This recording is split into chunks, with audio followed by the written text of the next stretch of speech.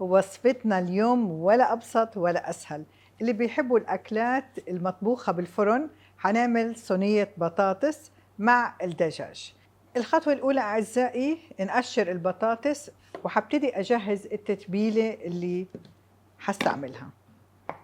تتبيلة غريبة شوي بس طعم قلت لكم مختلف. هاخد قرون الفلفل الأخضر، فصوص من الثوم، زيت الزيتون، الكركم، البابريكا، الفلفل الأسود والملح. هضيف معجون المستردة أو الخردل. يبقى في محضرة طعام، أشغل لأطحن هالمكونات مع بعضها.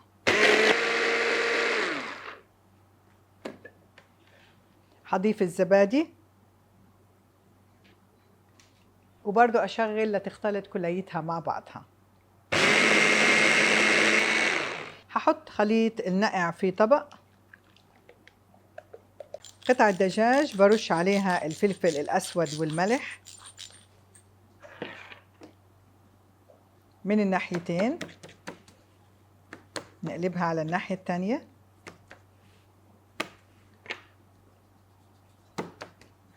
وحنرش برضو عليها الملح والفلفل.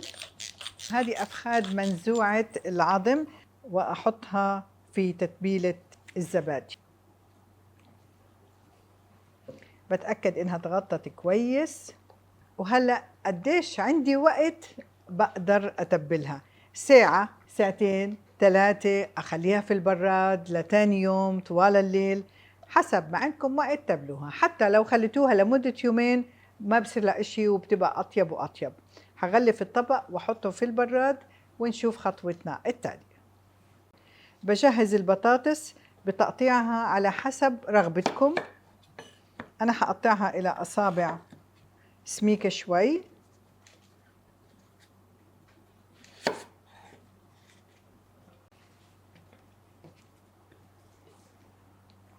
بوزع عليها الفلفل الأسود،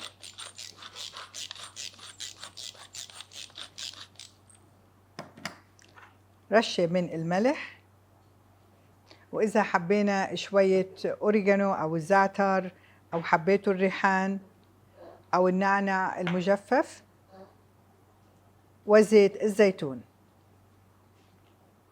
بخلط كل هالمكونات مع بعض لتتغطى البطاطس كويس.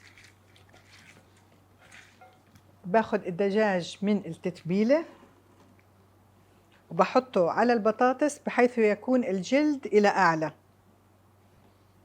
زي ما خبرتكم في البداية أنا بدي الجلد لأنه هو اللي حيعطيني التحمير اللطيف.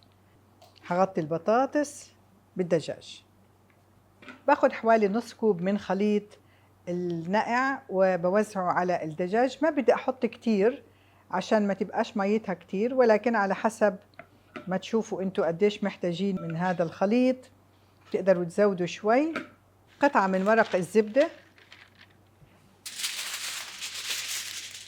ورق الألمنيوم، وادخل الطبق إلى الفرن على درجة حرارة 180 حوالي ساعة. بعد هيك بقدر أشيل الغطاء أو الورق وأخليه ياخد تحميرة لطيفة ونشوف طريقة التقديم. أعزائي، صينية أفخاذ الدجاج بالبطاطس شهية لذيذة، اتحمرت بشكل رائع. الصوص اللي تكون معاها حيعجبكم جدا، وصفة كتير لطيفة. وتفضلوا.